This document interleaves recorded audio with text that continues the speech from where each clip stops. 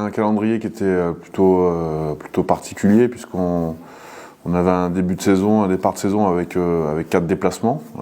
Donc une première réception à Albi et puis 4 déplacements derrière qui étaient assez costauds. Donc c'était pas l'idéal, parce que quand tu te déplaces, tu as un nombre de chances de gagner qui est quand même inférieur à quand tu reçois à domicile. Donc on le savait, hein, c'était aussi le souhait de la ville de pouvoir accueillir une équipe pendant la Coupe du Monde. On savait que ça allait nous donner des contraintes, nous, au niveau sportif, à la fois sur la partie logistique des entraînements, mais aussi sur la partie calendrier. Donc voilà, on va pas se cacher derrière ce calendrier qui n'était pas favorable, en tout cas, et propice à faire une grande entame de saison, mais ça maintenant c'est fait.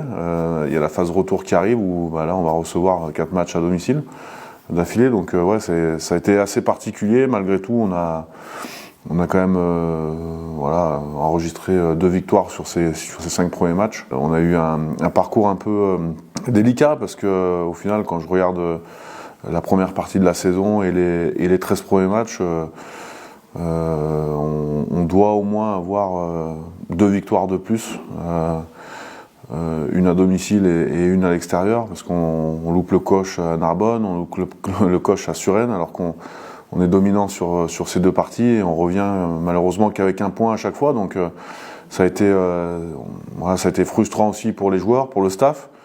Bon, c'était un moment de saison à passer. Aujourd'hui, après le dernier bloc qu'on a fait, on retrouve une dynamique plutôt positive. On peut même ramener encore une fois la victoire d'Albi. Malheureusement, un fait de jeu fait qu'on la ramène pas, mais en tout cas l'état d'esprit était vraiment sérieux, et en tout cas on s'est donné les moyens de gagner ce match. Donc moi je retiendrai vraiment sur la première partie cette réaction de la part du groupe, de pouvoir répondre, en tout cas se donner les moyens de répondre à un objectif qui était fort, c'était de gagner les 5 derniers matchs de l'année civile. Au final, on en gagne 3, on fait un nul et une défaite d'1 point à Albi. Donc je trouve que la réaction des joueurs sur l'état d'esprit, elle a été assez intéressante, et comme on leur a dit avant de partir, de les laisser se reposer et partir en famille pour les vacances, on ne doit pas revenir avec un autre état d'esprit au mois de janvier. C'est celui-là sur lequel on va investir. Aujourd'hui, il n'y a plus de petite équipe, il n'y a pas d'équipe où on se dit chouette, on va prendre 5 points, on reçoit telle équipe. Non, ça c'est terminé. Il y a des bons staffs, des gros staffs dans toutes les équipes, il y a des bons joueurs dans toutes les équipes, il y a des bons jeunes dans toutes les équipes, et ça fait qu'aujourd'hui on est sur une division qui est assez homogène. Et aujourd'hui on le voit, hein, elle est encore assez serrée, même si il y en a certains qui se démarquent. Il faut faire aussi attention au calendrier, parce que à part Nice, ceux d'en haut ont beaucoup reçu. Donc maintenant on attaque la phase retour, et forcément ça peut s'inverser. En tout cas au niveau des équipes, toutes les équipes sont homogènes, et vraiment toutes les équipes ont de sérieux atouts sur chaque match. Donc c'est devenu une division qui est vraiment intéressante. Bon, elle commence à se libérer, forte, elle commence à prendre conscience de ses forces. Maintenant, on n'y est pas encore complètement, autrement on aurait gagné Albi. En tout cas, on est en train d'avancer vraiment sur l'état d'esprit. Les joueurs sont en train de se rendre compte que ce projet, il est chouette, il est faisable, et que c'est eux les acteurs. Peut-être que au début de saison, on n'avait pas encore une grande totalité du groupe à prendre de manière active le projet. Aujourd'hui, on a quasiment la totalité du groupe qui est vraiment investi et qui a envie d'en découdre sur cette deuxième partie de saison. Et ça, c'est intéressant, parce que quelque part, la masse de joueurs qui l'étaient déjà, on est en train d'attirer ceux qui l'étaient un peu moins, et c'est ce qu'il faut. Si on veut aller au bout de nos objectifs, on aura besoin vraiment de l'entièreté de notre effectif, et les joueurs qui ont été peut-être un peu moins concernés en début de saison sont en train de se rendre compte que ils peuvent l'être sur la deuxième partie, et que c'est important qu'ils donnent le meilleur d'eux-mêmes dès la reprise le 3 janvier.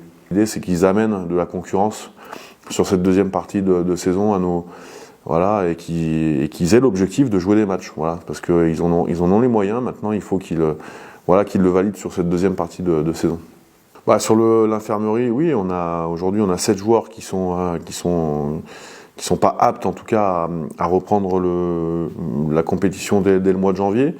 On a 2 joueurs, non, on a un joueur qui a fini la saison, c'est Benjamin Rabatel qui malheureusement ne finira pas la saison, voilà, qui a été opéré de son genou le 19 décembre. Donc il démarre en tout cas sa nouvelle, on va dire, sa nouvelle compétition à lui, c'est de revenir le plus vite possible. Mais malgré tout, ça sera trop tôt pour finir la saison. On a Kevin Rivoire qui va soigner son genou à peu près 2 mois, 2 à 3 mois. On a Max Castan qui va devoir se faire opérer du poignet et qui lui aussi aura une période d'indisponibilité de 3 mois. Et puis on a toujours on a Gabi Lovo-Balavou qui est toujours en rééducation et on espère retrouver, en tout cas à la fin du premier trimestre, ça serait une bonne nouvelle pour nous. Le reste, ce sont des joueurs qui sont sur le retour, en tout cas, ça sent bon le retour, donc je suis moins inquiet pour le reste du groupe. La sortie de Benjamin Rabatel, associée une semaine après à Albi de celle de Kevin Rivoire, nous a amené à nous poser la question d'un renfort sérieux au poste de 3e ligne, parce que il reste encore 12 matchs et pas des moindres, et on a besoin d'avoir en tout cas du monde dans l'effectif, et du monde qui postule, et du monde qui amène de la concurrence. Donc c'est pour ça qu'on a la chance de pouvoir accueillir dès le 2 janvier Heitor Ourcade, qui est 3e ligne de l'équipe de Bayonne, qui arrivera pour les 6 mois en prêt de la part de l'Aviron bayonnais.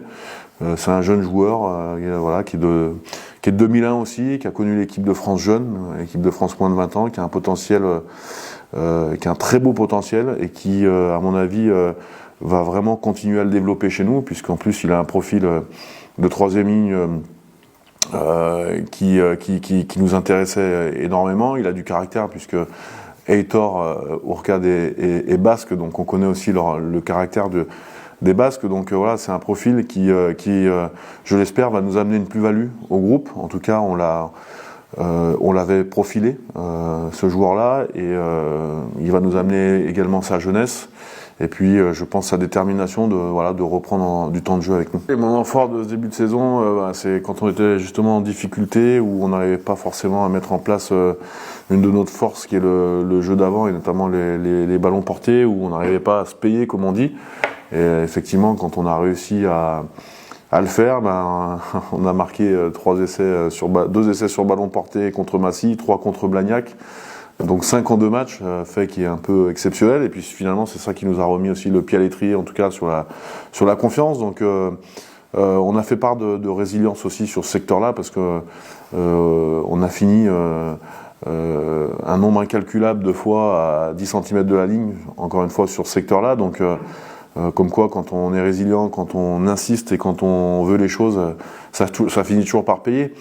Et puis après, moi, ce que je retiens aussi de ces 6 premiers mois, c'est l'état d'esprit et la réaction de notre équipe après la défaite contre Chambéry à domicile, qui a été un coup dur pour le club, pas forcément que pour les joueurs, mais pour l'ensemble du club, parce qu'on sait que l'équipe professionnelle est forcément la locomotive du projet, et là c'était un vrai coup d'arrêt, et c'est vrai que les coups de gueule qui ont été mis à ce moment-là ont fait du bien, et ça a permis aussi aux joueurs de réagir et de montrer qu'il valait bien mieux qu'une défaite à domicile contre Chambéry.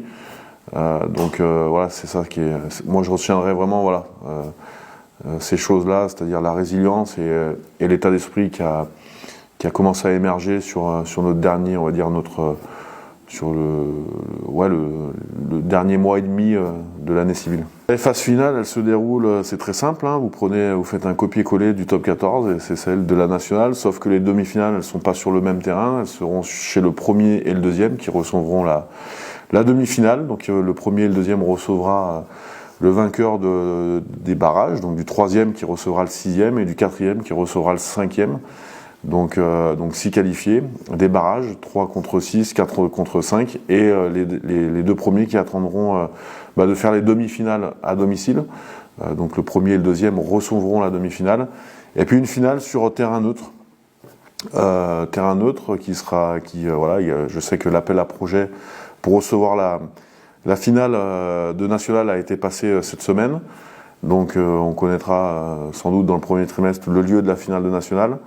Le champion de cette finale montera directement en Pro D2 pendant que le finaliste vaincu affrontera 15 jours plus tard en Access Game ou en match d'accession, comme vous le voulez, le 15e de la Pro D2. Et le vainqueur de ce match-là sera officiellement en Pro D2.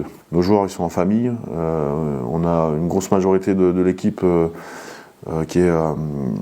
les garçons sont originaires en tout cas du bassin ou de la région, donc ils voient quand même régulièrement leur famille, mais eux, ça leur fait du bien aussi de retourner en famille. Et puis après, les étrangers, plus les autres joueurs qui sont peut-être un peu plus loin, ça leur fait du bien de retrouver la famille, d'aller se reposer, de déconnecter complètement de la partie rugby. On en a besoin parce que c'est des saisons qui sont assez harassantes. Il y a une deuxième partie qui se profile, qui va être certainement pleine d'émotions, pleine d'histoires en tout cas à vivre.